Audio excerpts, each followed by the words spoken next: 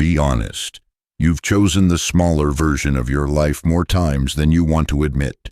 Not because you had to, because it was easier. You felt the urge to push further. Then you backed off. You told yourself it was timing, or being realistic, or not worth the stress. That wasn't wisdom. That was self-control trained by fear.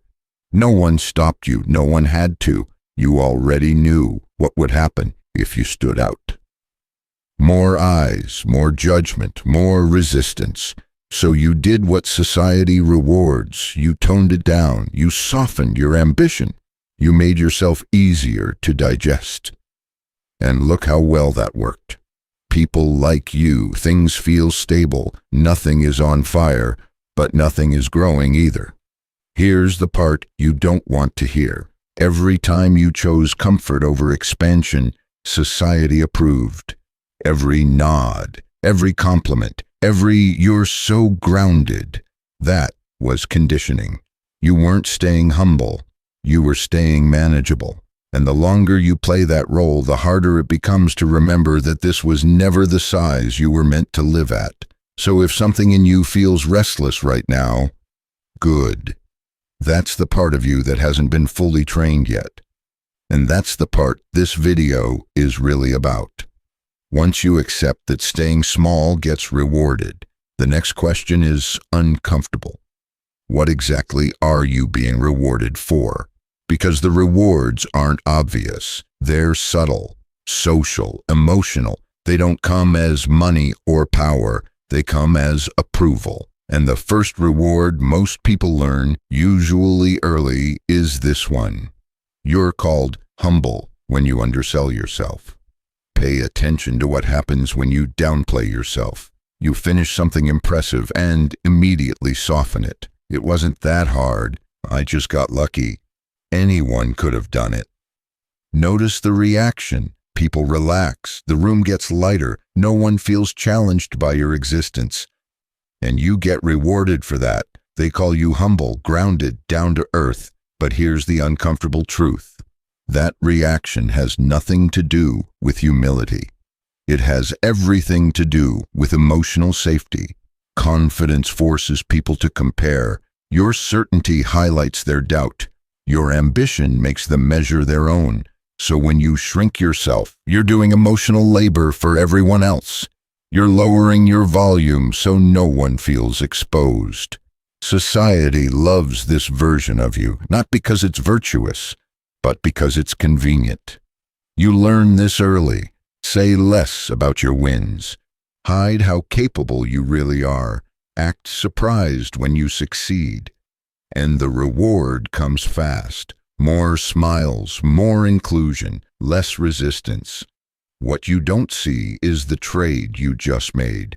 You didn't exchange arrogance for humility. You exchanged truth for acceptance. And slowly, that becomes your default.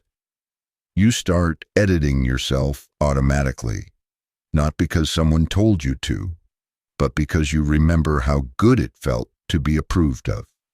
Here's where it turns dark. The more you undersell yourself, the more society believes you. Opportunities stop coming because no one sees your edge. Your ceiling gets lower, not because of your ability, but because of your presentation. And when you finally feel underutilized, overlooked, underestimated, you blame bad luck. But it wasn't luck. It was training. You taught people how big to see you, and they listened. The most dangerous part? You start believing it too. You forget what it feels like to stand fully behind your own capability, without apology, without softening, without permission. And that's why this reward is so effective. It doesn't crush you, it comforts you. And comfort, when it comes at the cost of truth, is one of society's favorite tools. Once you learn to shrink your value, the next lesson comes naturally. You don't just downplay who you are.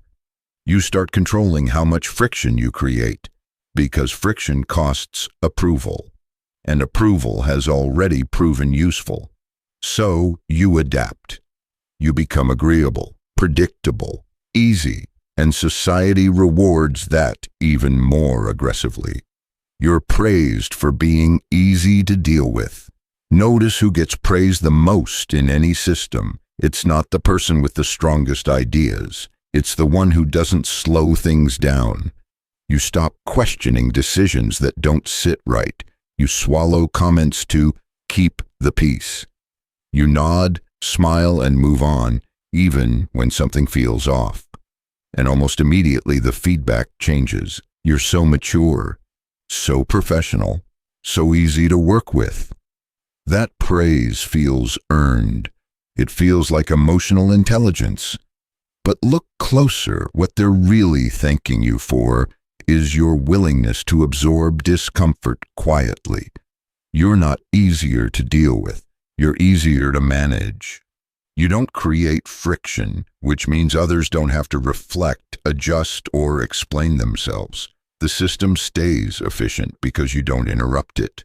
At work, this looks like taking on extra tasks without complaint, letting bad ideas pass because it's not worth the argument, being flexible while your boundaries slowly dissolve. In relationships, it looks like being understanding while your needs go unspoken, apologizing first, letting things slide, convincing yourself it's maturity when it's actually self-erasure. And society rewards this heavily. Less conflict, more access, more trust on the surface. But here's the cost no one warns you about. The more you suppress your friction, the more your internal pressure builds. You train yourself to disconnect from your own signals, that tight feeling in your chest, that irritation you explain away, that resentment you don't want to admit. Over time, being easy becomes an identity. You're the one who handles everything, the one who doesn't complain, the one who adapts. Until one day you realize something uncomfortable. You've been accommodating yourself out of your own life, and the system has no incentive to stop you. Because as long as you're easy to deal with, you're not hard to replace. That's the real reward society is offering here. Silence in exchange for belonging, compliance in exchange for stability. And once you accept that deal, it becomes very hard to remember how to push back without feeling like you're doing something wrong. Once you learn to stay quiet and easy, something else starts to matter more than growth. Belonging. Because pushing back is one risk, but outgrowing people, that threatens something deeper. So without ever saying it out loud, you start adjusting your pace. You avoid jealousy by never outgrowing your circle. Pay attention to what happens when you start pulling ahead, not dramatically, just enough. Your goals get bigger, your discipline gets sharper, your standards quietly rise. And suddenly the room feels different. The jokes land weird. The support comes with side comments. The encouragement feels conditional. No one tells you to stop growing. They don't have to. You feel the shift. So you adapt. You stop talking about what you're building. You keep wins vague. You downplay momentum so no one feels left behind. Society praises this as loyalty.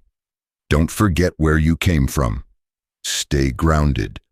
People change when they get ahead, but look closely at what's really being protected here. Not the relationship, the hierarchy. When everyone stays at the same level, no one has to confront their own stagnation. Your growth becomes uncomfortable because it forces comparison. So the unspoken deal is made. You slow down, they stay comfortable. Everyone pretends nothing changed, and you get rewarded for it. The group stays intact, the tension disappears. You feel accepted again, but the cost shows up later. You start editing your ambition around certain people. You hesitate before sharing ideas. You feel guilt for wanting more than what the group has normalized. And that guilt is powerful. It convinces you that growth is betrayal, that success equals arrogance, that staying small equals being a good person. Over time, this conditioning works perfectly. You don't just hide your progress from others, you hide it from yourself. You stop asking how far you could go. You start asking how much is too much. And that's when jealousy stops being the problem. Regret takes its place. Because one day you'll look around and realize you didn't lose people because you grew. You lost yourself because you didn't. And society will call it maturity, stability, being realistic. But deep down, you will know the truth. You didn't choose comfort because it was right. You chose it because it was safer than being alone at a level no one around you was willing to reach. Once you stop outgrowing people, something else quietly changes. Your goals don't disappear, they just lose urgency, because wanting more now comes with a risk you've learned to avoid. Failure isn't the real threat anymore. Exposure is. You're protected from failure by never fully trying. There's a reason you hesitate before going all in. When you don't fully commit, you keep something powerful in reserve, an excuse. If I really tried, it would have worked. This isn't even my final form. I wasn't serious yet. That story feels comforting. It protects your identity. As long as you never give 100%, you never have to face a clean outcome. Success wouldn't force you to level up too fast. Failure wouldn't define you. Society quietly rewards this behavior. Low expectations mean low pressure. No one demands more from you. No one watches too closely. You stay just outside the spotlight, close enough to feel potential, far enough to avoid judgment.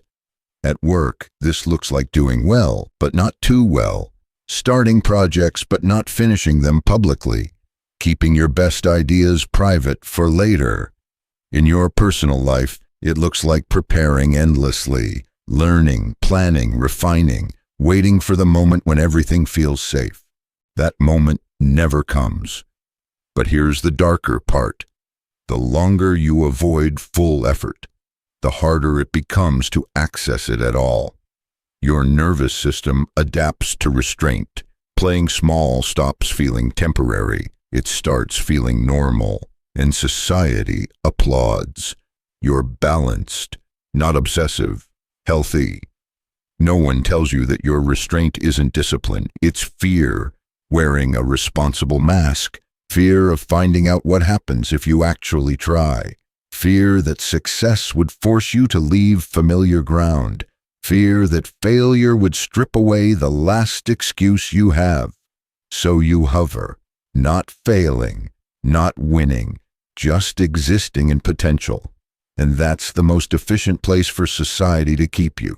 Because someone who never fully commits, never fully disrupts anything.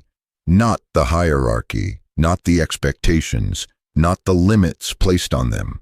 You're safe, contained, predictable, until one day you realize something painful. The thing protecting you from failure is also protecting you from knowing who you could have been.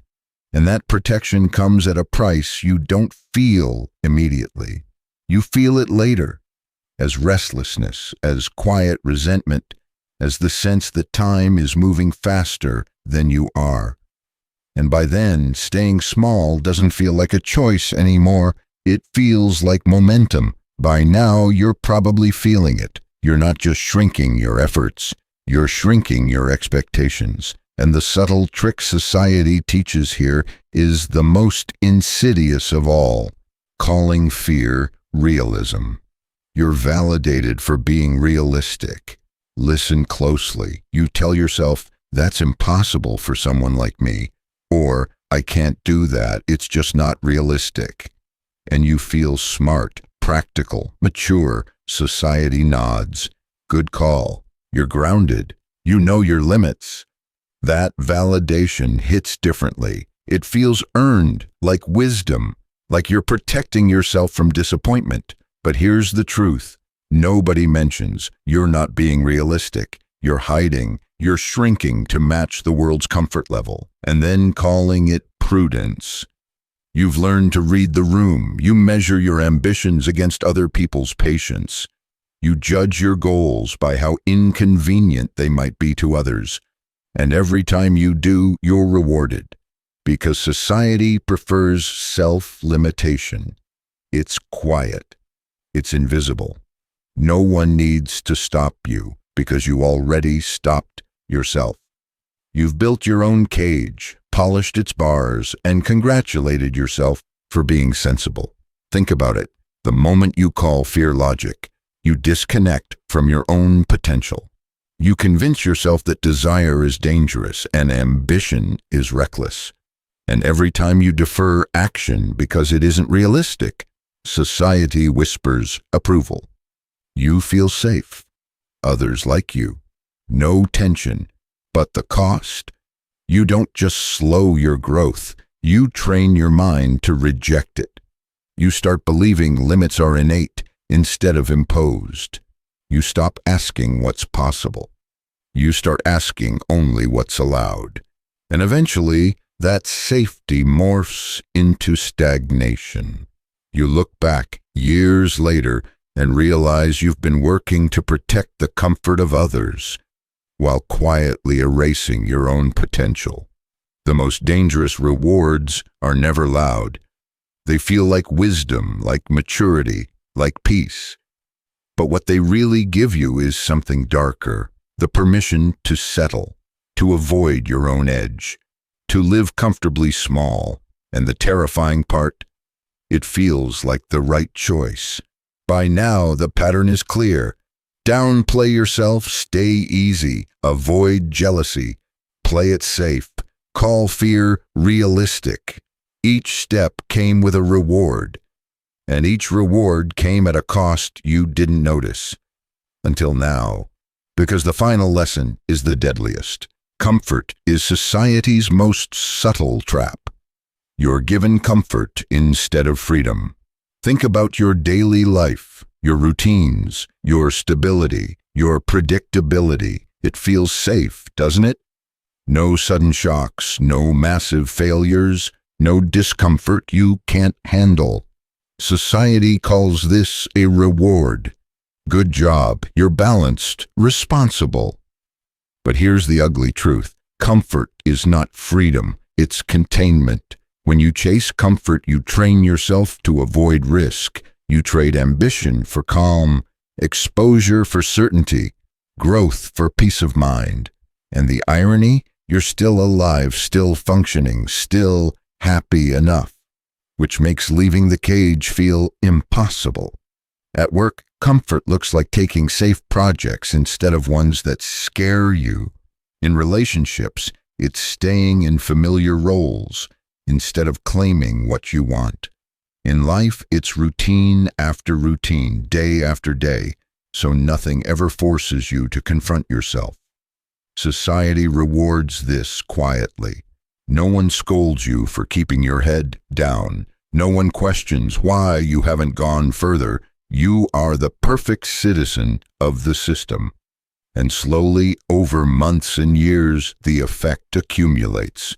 You stop imagining what you could really do. You stop testing your limits. You stop thinking in terms of growth and start thinking in terms of maintenance. And that's when the danger becomes invisible. Because it doesn't hurt. You're not failing. You're not struggling. You're just fading. Fading into predictability, into safety, into a life smaller than your potential, and somehow convincing yourself it's enough. The kicker? Every previous reward, the approval for being humble, easy to deal with, realistic, even loyal, converges here. They've trained you to crave comfort, to fear friction, to avoid risk. And the cage isn't made of bars, it's made of cushions. You don't see it until you're fully inside, and by then leaving feels impossible. So far, we've exposed the system. We've peeled back the rewards society gives you for staying small. Humility, ease, loyalty, safety, realism, comfort. You feel it, don't you? that creeping restlessness. Good. That's exactly what it's supposed to feel like, because awareness without action is just another form of containment. So let's talk about what to do after realizing you've been rewarded for staying small. Knowing all this is just the start. Awareness is useless if it doesn't lead to action. Step 1. Own your ambition. Stop softening your wins. Stop saying, "It was nothing," or "I just got lucky." At work, this means sharing your successes honestly. Don't qualify them to make others comfortable. If you completed a project brilliantly, own it. Say it. In life, it's telling your friends or family what you truly want, without filtering their reaction. Ambition only becomes dangerous when it's silent. Step 2. Challenge the easy path. Pick the project nobody else wants. Volunteer for the role that scares you. Start that side hustle, pitch that idea, or finally take that class you've been avoiding. The friction you feel, that's not failure, it's proof you're expanding your boundaries. Step 3. Grow past your circle. You might notice friends or colleagues subtly resisting your growth. A friend who used to celebrate your wins may now feel awkward. A colleague may start joking about how ambitious you've become. That's normal. It doesn't mean you're wrong. It means you're evolving. Sometimes growth requires leaving some people behind, mentally or physically, so you can rise without constraint. Step 4.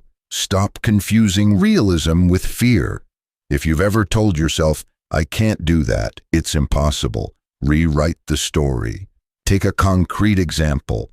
Maybe you've been avoiding applying for a promotion because it's out of reach. Reality check. The promotion exists. You're qualified. The fear is the only barrier. Redefine possible in your own terms, not in the terms society expects. Step 5.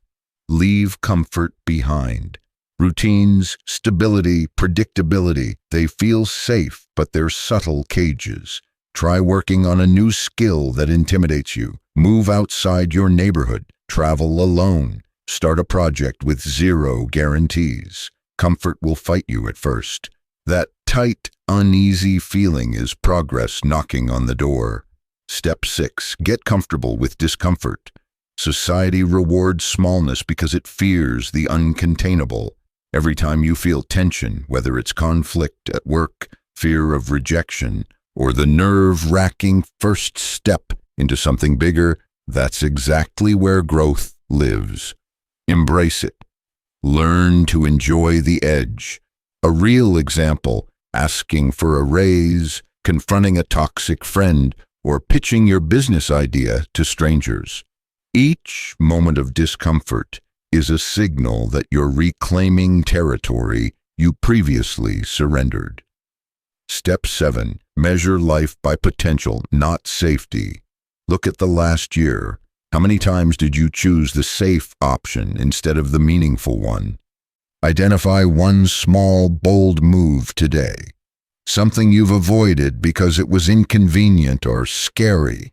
Take it. The ripple effect is bigger than you think.